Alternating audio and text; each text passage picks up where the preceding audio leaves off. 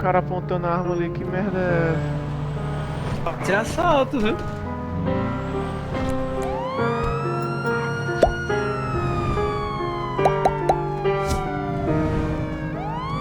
Xerife, Ô cidadão, o que foi que aconteceu aí?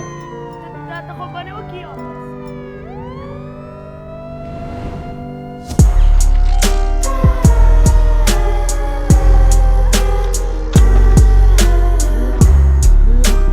Vai, baixa, baixa. Vai, seu otário.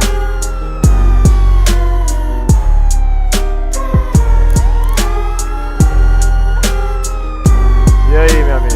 Se fudeu feio, hein? Era ele que...